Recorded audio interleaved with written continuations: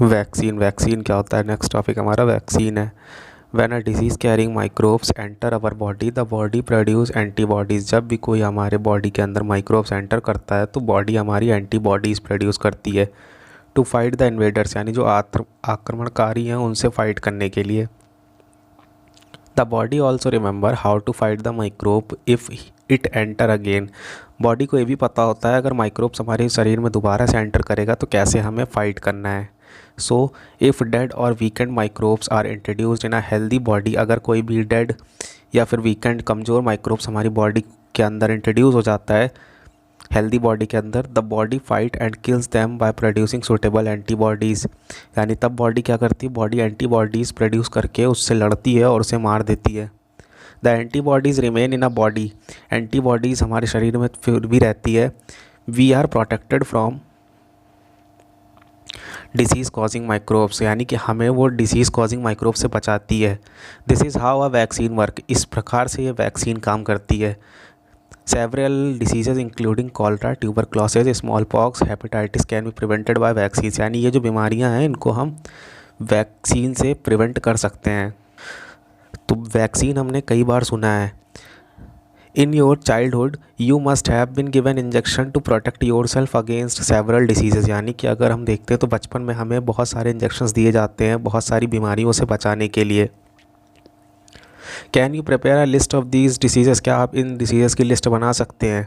You may take help from your parents, आप अपने parents की हेल्प ले सकते हैं। It is essential to protect all children against these diseases, यानी कि ये बहुत ज़रूरी होता है कि हम चिल्ड्रंस को प्रोटेक्ट करें इन डिसीजेस से। Necessary vaccines are available in a near by hospitals, जो ज़रूरत की वैक्सीन्स होती हैं वो हमारे आसपास के अस्पतालों में उपलब्ध होती है। You might have seen the advertisement on TV and newspaper regarding the protection of children against polio under the Pulse Polio program। आपने शायद ये एडवर्टाइजमेंट देखा होगा पोलियो का, जिसमें पोलियो के अगेंस्ट फाइट करने के लिए बोला जाता है और वैक्सीनेशंस के लिए बोला जाता है। हमारी गवर्नमेंट पोलियो को लेके अवेयर करती है। Polio drop given to children are actually a vaccine, यानी जो पोलियो ड्रॉप्स दी जाती है बच्चों को वो एक्चुअल में वैक्सीन्स होती हैं। A worldwide campaigning against the smallpox has finally led to eradications from most part of the world, यानी ये जो एक बड़े स्तर पे हमारा एक कैंपेन चल रहा था स्मॉल पॉक्स को, उसे पूरी दुनिया से ख़त्म कर दिया गया है। लगभग दुनिया के सारे हिस्सों से वो ख़त्म हो चुका है। These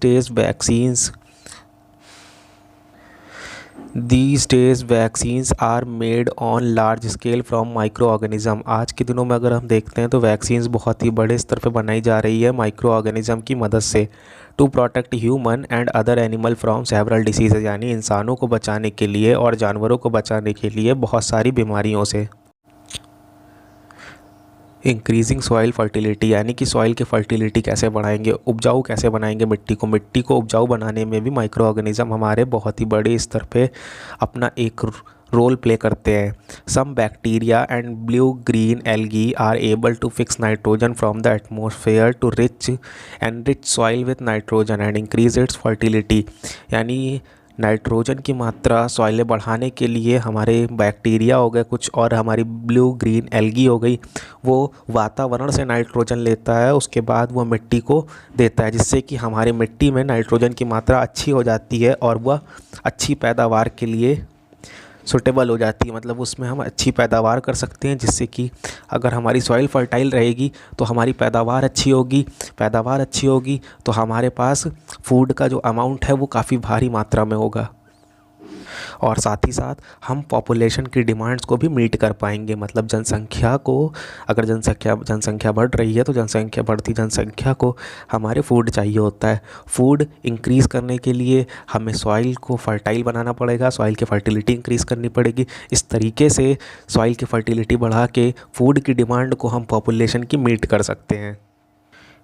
क्लीनिंग द एनवायरनमेंट को कैसे हमारे साफ़ रखता है, जैसे कि हम जानते हैं जो हमारा ऑर्गेनिक वेस्ट होता है, वेजिटेबल पील्स हो गए, फ्रूट वेस्ट हो गया, वेजिटेबल वेस्ट हो गया, रिमेनिंग पार्ट ऑफ हमारा फूड हो गया, इन सबको कैसे डिकम्पोज करता है। डिकम्पोज करने के बाद हमारे सराउंडिंग को क्लीन रखने में एक इम्पॉर्टेंट रोल प्ले करता है। मतलब जो लेफ़्ट ओवर पार्ट होता है, लेफ़्ट ओवर पार्ट को माइक्रो ऑर्गेनिज़म उस पर अटैक करते हैं। अटैक करने के बाद उसे वेस्ट मटेरियल को हमारे लिए यूज़फुल प्रोडक्ट में कन्वर्ट करते हैं। मतलब जो हमारा ऑर्गेनिक वेस्ट होता है, माइक्रो ऑर्गेनिज़म उस पर अटैक करने के बाद उसे मैन्योर में कन्वर्ट करते हैं, जो कि हमारे सॉइल के लिए बेस्ट होती है। मैन्योर हमारे सॉइल में मिलती है और सॉइल की फर्टिलिटी बढ़ाती है।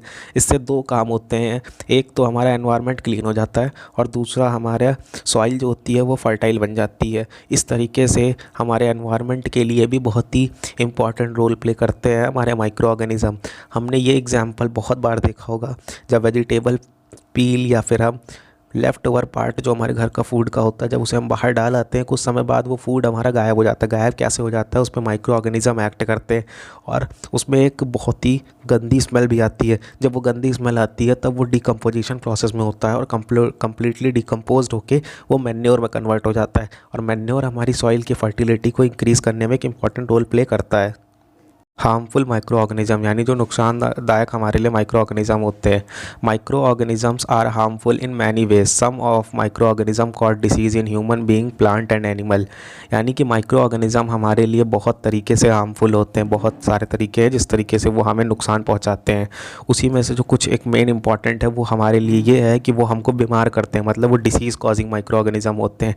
सच disease causing micro organisms are called pathogens. यानी जो डिसीज़ कॉजिंग माइक्रो ऑर्गेनिजम्स होते हैं, जो बीमारियां हमारे लेके आते हैं हमारे शरीर तक, उसे हम पैथोजेंस बोलते हैं। पैथोजेंस मतलब वो माइक्रो ऑर्गेनिज्म जो हमें बीमार बनाने में अपनी एक बहुत बड़ी भागीदारी देते हैं। यानी कि वो हमें बीमार कर देते हैं, वो हमारे एनिमी होते हैं, दुश्मन होते हैं, उन्हें हम पैथोजेंस बोलते हैं। Some micro organism spoil food, clothing and leather. यानी कुछ माइक्रो ऑर्गेनिज्म तो ऐसे भी होते हैं जो हमारे फूड को स्पॉइल करते हैं, हमारे कपड़ों को स्पॉइल करते हैं, लेदर को स्पॉइल करते हैं। उन्हीं के बारे में हम यहाँ पढ़ने जा रहे हैं। Disease causing micro organism in human. यानी डिसीज़ कॉजिंग माइक्रो ऑर्गेनिज्म जो ह्यूमन में कौन से माइक्रो ऑर्गेनिज्म जो डिसीज़ कॉज करते हैं। Pathogen enter our body through the air we breathe, the water we drink, the food we eat. यानी pathogen होते हैं वो हमारे बॉडी में एंटर करते हैं, जो हम खाना खाते हैं, जो हम सांस लेते हैं या फिर जो हम पानी पीते हैं उसके माध्यम से। मतलब वो उसके माध्यम से हमारे शरीर में एंटर कर जाते हैं। They can also get transmitted by direct contact. यानी अगर हम किसी भी इन्फेक्टेड पर्सन के डायरेक्ट कॉन्टैक्ट में हैं तब भी वो हमारे बॉडी में एंटर कर सकते हैं या एनिमल के डायरेक्ट कॉन्टैक्ट में है। जैसे कि इस समय सबसे बड़ा एग्जाम्पल हम कोरोना वायरस का देखते हैं। कोरोना वायरस हमारे कॉन्टैक्ट में आने से ही फैल रहा है, तो ये माइक्रो ऑर्गेनिज़म ही है जो हमारे को अफेक्ट कर रहा है। माइक्रो ऑर्गेनिज़म हमने जैसा पढ़ा था कि वायरसेस भी होते हैं, तो वायरस ही है और ये कांटेक्ट में आने से ट्रांसमिट हो रहा है। Microbial diseases that can spread from infected person to healthy person through air, water, food और physical contact are called communicable diseases. यानी जो माइक्रोबियल डिसीजेज किसी एक इन्फेक्टेड पर्सन से हेल्दी पर्सन तक एयर, वाटर, फूड और फिजिकल कॉन्टैक्ट से जाता है, उसे हम कम्युनिकेबल डिसीजेज कहते हैं। यानी कि कम्युनिकेबल डिसीज़ वो होती है जो किसी के छूने से, किसी का जूठा पानी पीने से, किसी के जूठा खाना खाने से या फिर किसी के कपड़े या फिर किसी से हाथ मिलाने से किसी के फैलता है, उसे हम कम्युनिकेबल डिसीज़ कहते हैं। Example of such diseases include cholera, common cold, chicken pox, tuberculosis. ये कुछ बीमारियां हैं जो कि हमारी कम्युनिकेबल डिसीज़ कहलाती। कम्युनिकेबल डिसीज़ का अगर सिंपल सा उदाहरण हम लेते हैं तो हमें जब स्नीजिंग या फिर हमें कफ एंड कोल्ड होता है तब हम सिंपली अपने फेस को कवर करके रखते हैं जिससे कि वो फैले ना। अगर हम छींकते हैं, छींकते वक्त जो हमारे वायरसेस होंगे वो हमारे मुंह से बाहर निकलेंगे और वो एयर में ट्रांसफ़र होंगे। एयर में ट्रांसफ़र होने के बाद एयर जो दूसरा नेक्स्ट पर्सन जो हेल्दी पर्सन होगा वो जब ब्रीथ कर रहा होगा तो उसके साथ फ्रेश एयर में मिक्स होके हमारे वायरसेस चले जाते हैं, बॉडी के अंदर एंटर हो जाते हैं और उसकी बॉडी पे भी एक्ट करना वो शुरू करते हैं। जैसा कि इस पैराग्राफ में दिया है, when a person suffering from common cold sneeze. यानी जब कोई नॉर्मल सर्दी खांसी से प्रभावित होता है तो वो छींकता है। Fine droplet of moisture carrying thousand of virus. यानी जो छोटे छोटे पार्टिकल्स होते हैं हवा के वो हजारों वायरसेस को फैलाते हैं एयर के माध्यम से। द वायरस में enter the body of a healthy person while breathing. यानी जो हेल्दी पर्सन है जब वो सांस ले रहा होता है तो उसके सांस लेने में जो हवा होती है, हवा के साथ ही हमारे हेल्दी पर्सन की बॉडी में वो एंटर कर जाता है। There are some animals which act as a carrier of a disease. कुछ एनिमल ऐसे होते हैं जो एक्ट करते कैरियर मतलब ले जाने वाले, जैसे साइकिल में होता है उसी प्रकार से कैरियर मतलब माइक्रो ऑर्गेनिजम्स को एक जगह से दूसरी जगह ट्रांसफ़र करने के में। House fly is one such carrier, यानी जो मक्खी होती है हमारे घरों में नॉर्मल, वो एक सबसे बड़ी कैरियर है। इसीलिए हमें फूड को ढक के रखना चाहिए और हमें जंक फूड या फिर जो ओपन एरियाज़ में फूड हमारे होते हैं उन्हें हमें नहीं खाना चाहिए, क्योंकि जो हाउस फ्लाई होती है वो माइक्रो ऑर्गेनिज़म को शायद लेके उस फूड में बैठी हो और वो माइक्रो ऑर्गेनिज़म उस पर ट्रांसफ़र हुआ और उस फूड को हम जब कंजप्शन कर लें तो वो माइक्रो ऑर्गेनिज़म भी हमारी बॉडी के अंदर एक्ट करना स्टार्ट करे। तो इसीलिए हमें फूड को कवर करके रखना चाहिए। The fly sit on a garbage and animal excreta, यानी जो फ्लाइज होती है वो गार्बेज यानी कूड़े कचरे पे बैठती है, साथ ही साथ एनिमल का जो एक्सक्रीटा होता है, वेस्ट मटेरियल होता है, उसमें बैठती है। Pathogens stick to their bodies, यानी pathogens stick to their bodies, यानी पैथोजेंस होते हैं वो उनकी बॉडी पे चिपक जाते हैं। When the fly sit on uncovered food they में सब ट्रांसफ़र द पैथोजेंस, जब वो अनकवर्ड फूड पे बैठती है तो वो ट्रांसफ़र करती है pathogens. Whoever eat the contaminated food is likely to get sick, यानी जो भी उस फूड को खाता है, उस वायरस वाले फूड को खाएगा या फिर बैक्टीरिया वाले फूड को खाएगा, वो बीमार पड़ जाएगा। So it is advisable to always keep food cover, और इसीलिए बोला जाता है फूड को हमेशा कवर करके रखें। Avoid consuming uncovered item of food, यानी हमें बचना चाहिए जो अनकवर्ड फूड होता है उसे कंज्यूम करने से। Another example of carrier is female anopheles mosquito, यानी दूसरा जो एग्जाम्पल है कैरियर का वो फीमेल एनोफिलीज मॉस्किटो है, which carries the parasite of malaria, जो कि पैरासाइट कैरी करता है मलेरिया का। यानी मलेरिया अगर मलेरिया हमें हो रही है तो हमें किस मच्छर ने काटा है, फीमेल एनोफिलीज मॉस्किटो ने हमें बाइट किया है। फीमेल एनोफिलीज अगर काटेगा तो मलेरिया होगा। Female aedes mosquito act as a carrier of a dengue virus, अगर हमें डेंगू हुआ है तो फीमेल एडीज मॉस्किटो ने काटा। ये दो मॉस्किटोज़ हैं जो कि बहुत इंपॉर्टेंट है और हमें याद रखना है। एनोफिलीज ने काटा तो मलेरिया होगा, एडीज काटेगा तो हमें डेंगू होगा। तो कैसे हम डेंगू या फिर मलेरिया को स्प्रेड होने से रोक सकते हैं? All mosquitoes breed in water, hence one should not let the water collect anywhere in cooler, tire, flower pot, etc. By keeping the surrounding clean and dry, we can prevent mosquito from breeding. यानी mosquitoes वहीं पे पैदा होते हैं, जैसे कि पानी अगर हमारा कलेक्ट हुआ है या फिर कोई ऐसी गंदी जगह है तो हमें पानी को कहीं पे भी एकत्रित नहीं होने देना है। तो हमें वाटर को कलेक्ट होने से रोकना है। जो अगर वाटर हमारा कहीं पे भी कलेक्ट होगा तो वो हमारे मॉस्किटोज़ को ब्रीड करने में इम्पॉर्टेंट रोल प्ले करेगा। कुछ यहाँ पे डिसीज़ दी गई हैं, कॉजेटिव माइक्रो ऑर्गेनिज्म दिए गए हैं और मोड ऑफ ट्रांसमिशन दिया गया और प्रिवेंटिव मेजर दिए गए हैं। ट्यूबरक्लोसिस जैसे कि बैक्टीरिया से ट्रांसफ़र कैसे होता है, ट्रांसमिशन इसका एयर से होता है, और प्रिवेंशन क्या क्या है। तो प्रिवेंशन अगर हम देखते हैं तो प्रिवेंशन सेम है बैक्टीरिया वायरस के, ट्यूबरक्लोसिस, मिसल्स के, चिकन पॉक्स, पोलियो के। Keep the patient in complete isolation, यानी पेशेंट है उसको सबसे अलग आइसोलेट करके रखना है। Keep the personal belonging of patient away from those of other vaccination to given at a suitable age, और उसे एक सही सुटेबल एज पे वैक्सीन देना है और दूसरों से जो उसके बिलोंगिंग्स हैं उन्हें उनसे दूर रखना है, मतलब अलग रखना है उनके रिलेटिव से। कॉलरा टाइफाइड हो गया, बैक्टीरिया से होता है, बैक्टीरिया वाटर फूड से हमारा ये ट्रांसमिट होता है। इसमें करना क्या है, maintaining personal hygiene and good sanitary habit, यानी अच्छे तरीके से साफ़ सफाई रखनी है और गुड सैनिटरी हैबिट्स को हमें होल्ड करना है। Proper hand wash, proper sanitary habits को हमें देखना है। Consume properly cooked food and boiled drinking water, यानी कि हमें फूड जो कंज्यूम करना है वो सही से कुक्ड होना चाहिए और बॉइल्ड वाटर हमें ड्रिंक करना है। साथ ही साथ टाइमली हमें वैक्सीन्स भी उसकी लेनी चाहिए।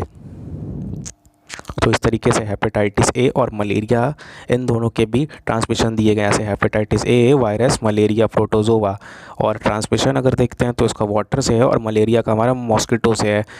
हेपेटाइटिस में क्या करना है, ड्रिंक बॉइल्ड वाटर हमें पीना है और वैक्सीनेशंस लगवानी है।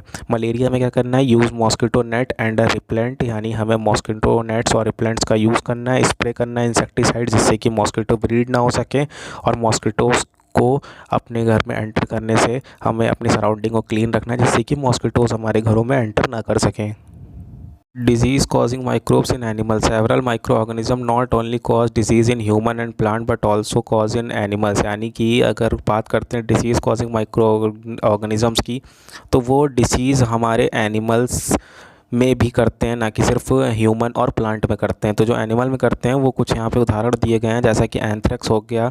Anthrax is a dangerous human and cattle disease caused by bacterium, यानी एंथ्रेक्स जो है वो इंसानों के लिए भी और जो कैटल हमारे मवेशी होते हैं उनके लिए भी ये बहुत ही खतरनाक माइक्रो ऑर्गेनिज्म है जो कि डिसीज़ कॉज करता है। Foot and a mouth disease of a cattle is caused by a virus, यानी जो फुट और अ माउथ डिसीज़ होता है वो हमारे मवेशियों में वायरस के द्वारा होता है। Disease causing micro organism in plants, यानी डिजीज़ कॉजिंग माइक्रो ऑर्गेनिज्म जो प्लांट्स में करते हैं, जो बीमारियां हमारे फैलाते हैं पौधों में। Several micro organism cause disease in plant like wheat, rice, potato, sugar cane, orange, apple and other. यहाँ पे जो ये नाम दिए गए हैं इसमें कुछ माइक्रो ऑर्गेनिज्म हैं जो एक्ट करते हैं। These disease reduce the yield of a crop, और ये जो बीमारियां हैं ये पैदावार को हमारी कम कर देती है। For such plant diseases they can be controlled by use of certain chemicals which kill the microbes, यानी इस प्रकार की बीमारियों को पौधों से दूर रखने के लिए और अपनी पैदावार को अच्छी रखने के लिए हम उस पर किसी प्रकार का केमिकल इस्तेमाल करते हैं। कुछ प्रकार के केमिकल्स आते हैं उनका इस्तेमाल करते हैं जिनसे कि इन माइक्रोब को हम मार देते हैं।